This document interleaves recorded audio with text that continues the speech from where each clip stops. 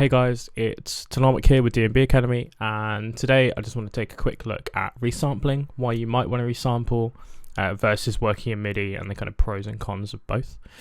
So back in the day, and I'd say back in the day, like when I started producing about 15 years ago, a lot of the argument for resampling was that it saved your CPU. So you could make like a massive effects chain with this big old massive preset, because that's what we were using back then, and then you would bounce it down to audio or whatever and then put it into a sampler, or just cut the audio up or whatever and use that.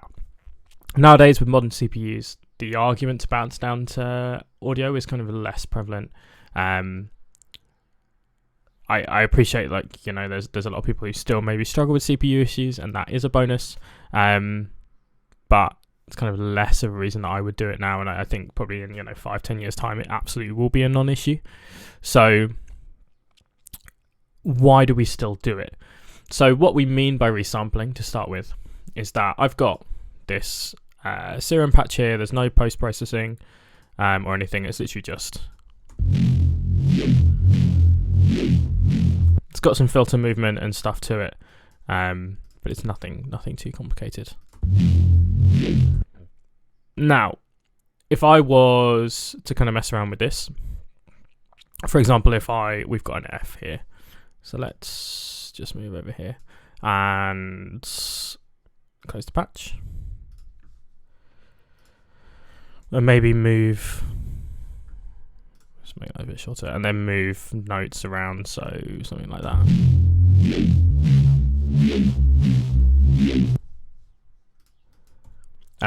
We've then got our pattern there, and each note, the LFO rate's the same, the oscillators re-trigger perfectly, etc, right?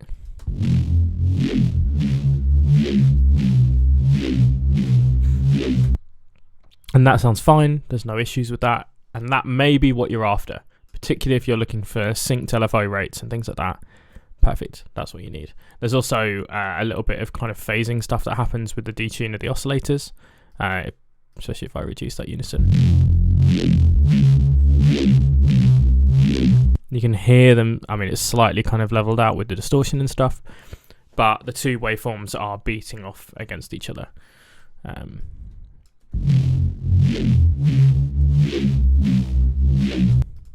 And again, with the unison, that kind of levels out slightly as well, but that effect is still there, right? If we freeze this and drag it down, we've now got this as audio. And firstly, we can now like cut this up.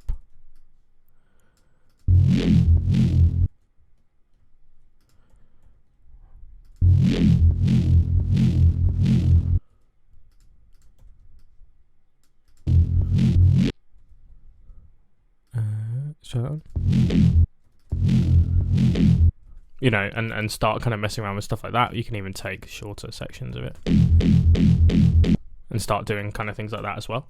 Alternatively, we can put this into, so I've got simpler and sampler here for two reasons. I kind of like them both for different things, but if we put this in simpler, we've got an F here, so let me do some quick maths.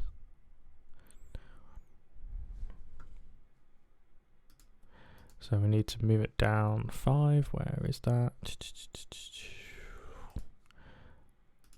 There we go. Controls. Transpose.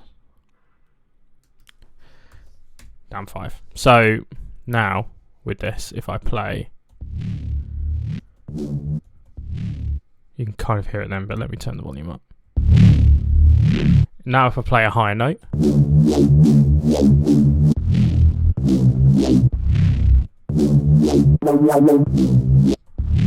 you can hear our LFO rate is changing with the pitch, because as we play the pitch higher, the sample is playing back faster. That wasn't the case here with the audio because it was warped, but equally you can kind of turn that off.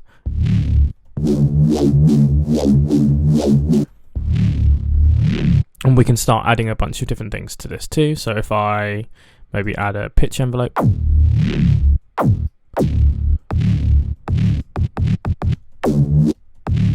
and change the start point,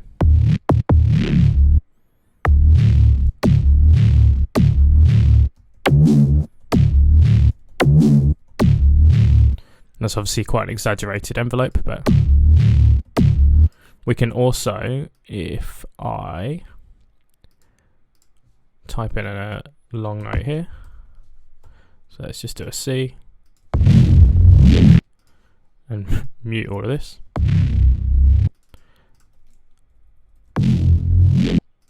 There we go. I can then,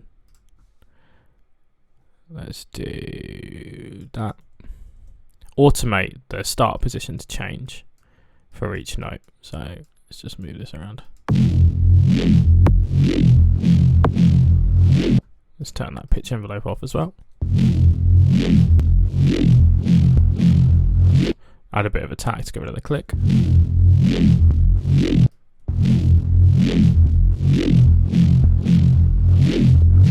And each note will start differently. This can be cool with like atmospheres and stuff as well. And we can also loop sections. So the reason I've got sampler down here is because I prefer the loop settings in sampler. So let's snap it, turn the sustain mode on like so. And now set the root to F. It's also easier to get your root note right in this one. Not that that matters too much, but do one long note.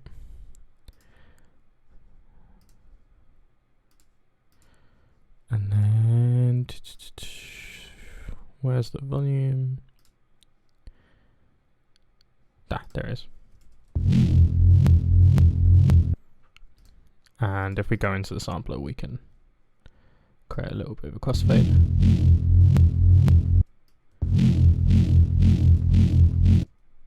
Zoom in a bit, make sure we move. And then if we maybe play a high note as well on the right thing.